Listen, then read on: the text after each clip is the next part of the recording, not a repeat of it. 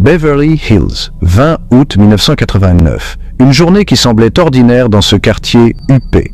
Une demeure cossue et silencieuse, baignée du soleil californien. Une maison qui, de l'extérieur, respirait la tranquillité et le luxe. À l'intérieur, une scène digne d'un film d'horreur. Les murs, autrefois témoins de moments heureux, étaient maintenant maculés de sang. Du sang, des douilles, des preuves d'une violence inouïe. L'air est saturé de l'odeur métallique de la violence, une odeur qui imprègne chaque recoin de la maison. José et Mary Kitty Menendez, un couple apparemment parfait vivant le rêve américain, gisaient sans vie dans leur bureau, criblés de coups de fusil de chasse. Leur vie de rêve s'était transformée en cauchemar. Leurs fils, Lyle et Eric, les avaient trouvés, leurs cris résonnant dans le quartier, brisant l'illusion de paix. Les voisins, alertés par les hurlements, se demandaient ce qui avait bien pu se passer. Anéantis par le chagrin et hystériques, les frères ont raconté leur histoire à la police. Une histoire qui semblait trop parfaite, trop bien rodée. Ils étaient sortis pour la soirée, rentrant dans ce cauchemar. Une soirée qui aurait dû être comme les autres, mais qui avait pris une tournure tragique. Mais alors même qu'ils jouaient le rôle de fils dévastés, quelque chose dans leur comportement semblait étrange. Une étrangeté qui n'échappa pas aux enquêteurs. Les inspecteurs, endurcis par des années passées à côtoyer les bas-fonds de la ville, ont vu clair dans leurs larmes. Ils savaient que quelque chose ne collait pas. Quelque chose ne collait pas. Les détails, les réactions, tout semblait trop orchestré. La scène, les réactions des frères, tout cela semblait joué, répété, comme si chaque geste avait été minutieusement planifié. Ce n'était pas un acte de violence gratuit, c'était personnel. Chaque détail de la scène de crime racontait une histoire de rancœur et de secrets enfouis. C'était le début de l'affaire des frères Menendez, une histoire tordue de secrets de famille, de meurtres brutals et d'un procès qui allait captiver la nation. Une affaire qui révélerait les sombres dessous d'une famille en apparence parfaite. Le monde opulent que la famille Menendez habitait bruissait de rumeurs. Les lumières scintillantes des demeures luxueuses cachaient des secrets sombres et des tensions invisibles. José, un dirigeant prospère de l'industrie du divertissement, et Kitty, une mondaine, étaient des piliers de la communauté. Leur présence était synonyme de succès et de glamour, mais aussi de mystère. Leurs fils, Lyle et Eric, beaux et privilégiés, semblaient tout avoir. Ils étaient souvent vus dans les soirées les plus exclusives, entourés de luxe et d'admiration. Mais sous le vernis de la perfection, des fissures ont commencé à apparaître. Les masques de la famille Menendez cachaient des vérités troublantes et des conflits internes. Les inspecteurs, rassemblant les pièces du puzzle de la vie des Menendez, ont découvert des murmures d'infidélité, de problèmes financiers et d'un profond ressentiment couvant sous la surface. Chaque découverte ajoutait une nouvelle couche de complexité à l'enquête. Les frères, nageant maintenant dans la fortune de leurs parents, semblaient indifférents à leur perte. Leur comportement insouciant et leur absence de chagrin visible soulevaient des questions. Ils se sont lancés dans une frénésie de dépenses extravagantes. Voitures, vêtements de marque, une Rolex pour Lyle. Chaque achat semblait être une tentative de combler un vide émotionnel. Leur deuil, semble-t-il, s'exprimait mieux par des achats extravagants. Les boutiques de luxe devenaient leur refuge, un moyen d'échapper à la réalité. Les inspecteurs observaient, la suspicion grandissait. Chaque mouvement des frères était scruté, chaque geste analysé. Le comportement des frères, leur nonchalance face à la tragédie, ne tenait pas debout. Leur attitude désinvolte contrastait fortement avec la gravité de la situation. Aurait-il pu être impliqué? Les questions se multipliaient, les doutes s'intensifiaient. La pensée, autrefois impensable, a commencé à prendre racine. Les inspecteurs ne pouvaient plus ignorer les signes troublants.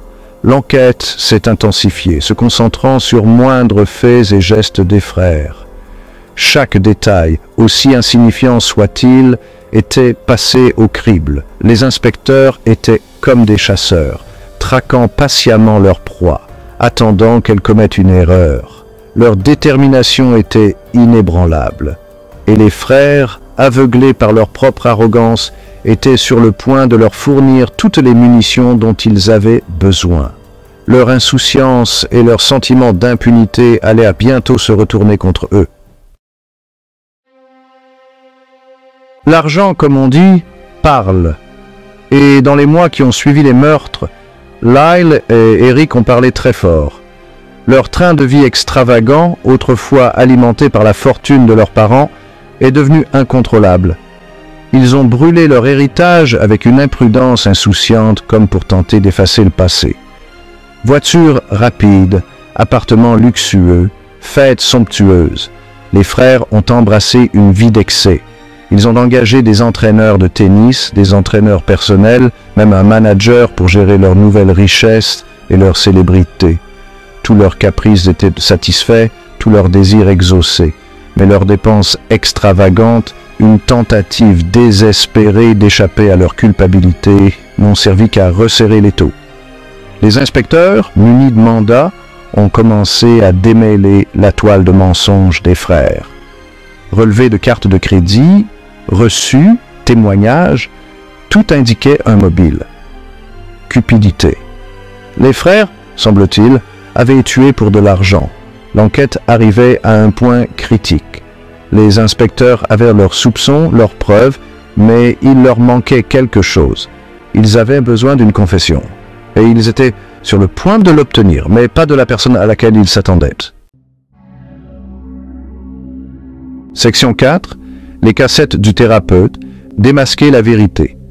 Le docteur Jérôme Oziel, psychologue, est devenu un acteur involontaire de la saga Menendez.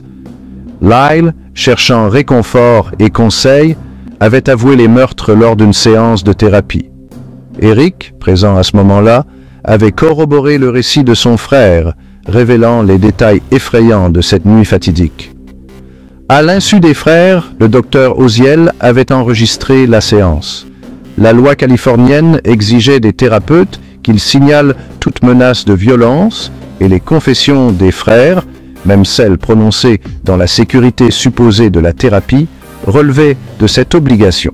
Les cassettes, remplies de détails effrayants et d'aveux de culpabilité, sont devenues la preuve irréfutable. Les frères, en apprenant l'existence des enregistrements, ont menacé le docteur Oziel et sa famille, renforçant encore leur culpabilité aux yeux de la loi. La partie était finie. Armée des cassettes, la police avait enfin les preuves nécessaires pour arrêter Lyle et Eric. Les frères, leur monde de privilèges s'effondrant autour d'eux, ont été accusés des meurtres de leurs parents. Le procès du siècle était sur le point de commencer. Section 5. Des squelettes dans le placard, le sombre secret d'une famille. Ce chapitre plonge dans les profondeurs d'un drame familial qui a captivé l'attention du monde entier. Le procès de Lyle et Eric Menendez était plus qu'une simple bataille juridique. C'était une frénésie médiatique sans précédent. Les journalistes et les caméras se sont précipités pour couvrir chaque moment de ce procès sensationnel. Les caméras se pressènent dans la salle d'audience, avides de chaque détail de cette tragédie grecque bien réelle. Les journalistes se battaient pour obtenir le meilleur angle, capturant chaque expression, chaque geste. Et la défense, menée par la formidable Leslie Abramson, était prête à se battre avec acharnement. Abramson, connu pour sa ténacité et son éloquence, a pris la tête de l'équipe de défense avec une détermination inébranlable. Leur stratégie, dépeindre le portrait de deux jeunes hommes poussés au désespoir par des années d'abus horribles. Ils ont cherché à montrer que Lyle et Eric étaient des victimes, non des criminels. Ils ont affirmé que José et Kitty étaient des monstres qui avaient soumis leur fils à des années de tourments sexuels, physiques et émotionnels. Les détails sordides de ces allégations ont choqué le public et les jurés. Des témoins ont été appelés, des amis et des membres de la famille qui ont brossé un tableau troublant du foyer Menendez. Leurs témoignages ont révélé des secrets longtemps cachés, ajoutant une couche de complexité à l'affaire. Des histoires sur la nature dominatrice de José, l'instabilité émotionnelle de Kitty et la dynamique familiale troublée ont été mises en lumière. Ces récits ont peint un tableau d'une famille dysfonctionnelle et tourmentée. La peur et l'isolement des frères ont brossé le tableau d'une famille au bord du gouffre. Les Menendez étaient décrits comme des jeunes hommes terrifiés, vivant dans un environnement de terreur constante. La salle d'audience est devenue un champ de bataille d'émotions. Les larmes, les cris et les moments de silence lourds ont marqué chaque journée du procès. L'accusation a présenté un cas de meurtre de sang-froid, motivé par la cupidité. Ils ont soutenu que les frères avaient tué leurs parents pour hériter de leur fortune. La défense a répliqué avec un récit de survie de deux jeunes hommes poussés à bout par une souffrance insupportable. Ils ont plaidé que les meurtres étaient un acte désespéré de libération. Le jury, confronté à deux récits très différents, peinait à démêler le vrai du faux. Les délibérations ont été longues et ardues, chaque juré essayant de comprendre la vérité derrière les témoignages contradictoires.